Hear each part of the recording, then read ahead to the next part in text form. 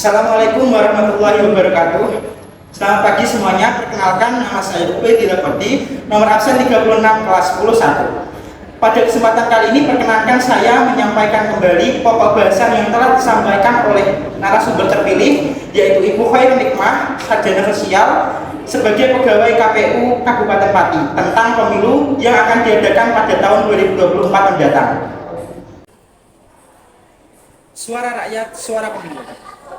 Dalam waktu yang dekat ini, atau tepatnya tahun 2024, di negara Republik Indonesia kita tercinta ini akan diadakan pemilu secara serentak.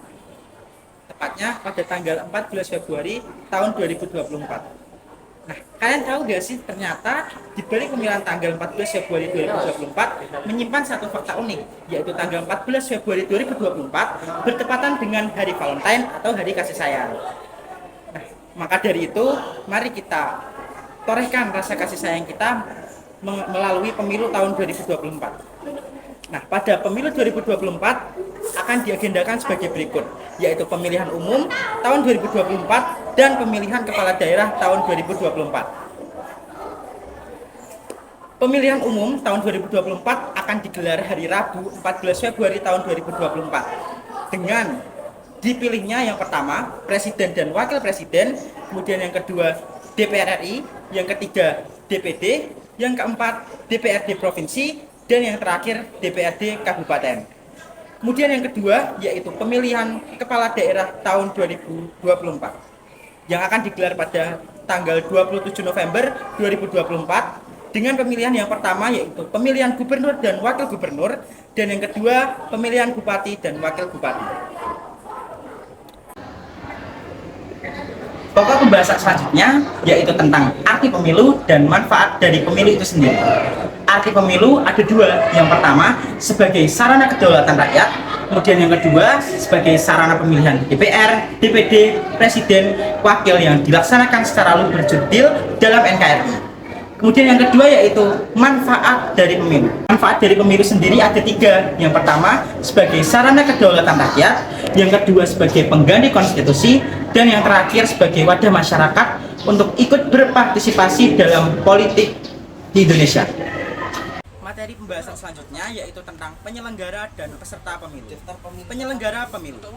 Pemilu diselenggarakan oleh 3 badan penyelenggara. Yang pertama yaitu KPU, Komisi Pemilihan Umum, yang bertugas dalam melancang pelaksanaan pemilihan umum.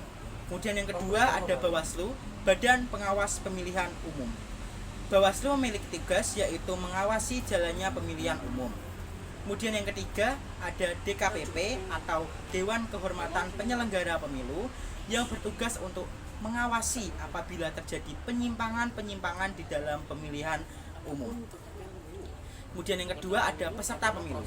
Peserta pemilu terdiri dari dua, yang pertama yaitu calon presiden dan calon wakil presiden, kemudian yang kedua yaitu partai politik. Nah, di pemilu tahun 2024 nanti ada 18 partai politik yang ikut berpartisipasi, 18 partai politik nasional. Selain 18 partai tersebut ada juga partai lokal, yaitu 6 partai lokal dari Aceh. Materi selanjutnya yaitu tentang tahapan-tahapan dalam pemilu. Yang pertama yaitu penyusunan peraturan KPU. Kemudian yang kedua ada pendaftaran dan verifikasi peserta pemilu. Kemudian yang ketiga ada pencalonan. Yang keempat ada masa kampanye. Kemudian yang kelima ada pemungutan suara. Dan yang keenam atau yang terakhir ada penetapan hasil pemilu dan pengucapan sumpah atau janji.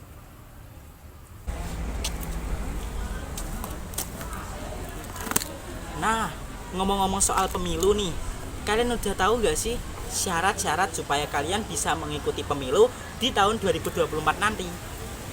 Kalau belum tahu, yuk masuk ke syarat-syarat pemilu 2024. Yang pertama, jika kalian ingin memilih atau ingin memberikan hak suara kalian, yang pertama kalian harus menjadi bagian atau merupakan seorang warga negara Indonesia.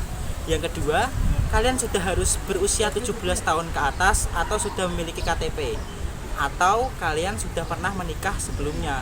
Kemudian kalian tidak sedang dalam gangguan kejiwaan, dan yang keempat kalian tidak sedang dicabut hak pilihnya.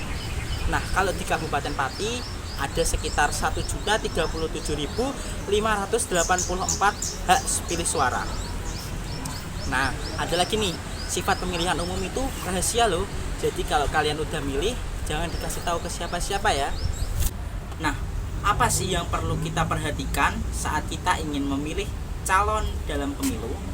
Yang pertama, pastinya kita harus mengenali visi, misi, dan program dari pencalon. Kemudian yang kedua, kita harus mengetahui secara detail dan relevan dari riwayat hidup pencalon. Kemudian yang ketiga, setelah kita bisa menilai keduanya, baru kita bisa menentukan pilihan kita. Dan yang terakhir, pastikan kita memilih dengan benar.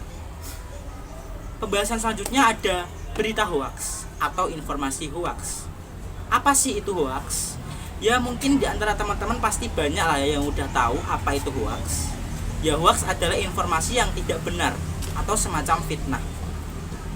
Hoaks itu memang berbahaya karena ya bisa mempengaruhi dalam segala aspek dan itu sifatnya merugikan baik dari individu ataupun kelompok. Saya kemarin sempat membuat sebuah infografis yang menyangkal dengan pendapat dari AKBP Polres Grobogan dan juga rektor dari Universitas Ngudi Waluyo yang menyangkal berita hoaks tentang pemilu di tahun 2024. Tentunya jika ada berita hoaks atau isu-isu tidak benar yang beredar di masyarakat tentang pemilu, pastinya juga akan mempengaruhi kelancaran jalannya pemilu tahun 2024. Oleh karena itu, mari kita lawan politik kotor dengan cara anti hoaks, politisasi, dan politik anti uang. Nah, gak kerasa nih, ternyata kita udah ada di pokok pembahasan yang terakhir, yaitu tentang basis yang ada dalam pemilu tahun 2024. Yang pertama yaitu basis keluarga, kemudian yang kedua ada basis pemilih pemula, yang ketiga ada basis muda, keempat ada basis perempuan, kelima ada basis penyandang disabilitas, ada juga basis marginal, ada juga basis komunitas, basis keagamaan, basis warga internet atau netizen, dan yang terakhir basis berkebutuhan khusus. Nah, itu tadi penjelasan mengenai pemilu tahun 2024 yang sebelumnya telah dijelaskan oleh Ibu Khairun Nikmah, perwakilan dari KPU Kabupaten Pati. Saya Ubedillah Kodi, nomor absen 36, kelas 101, pamit undur diri. Terima kasih telah menonton video saya. Wassalamualaikum warahmatullahi wabarakatuh.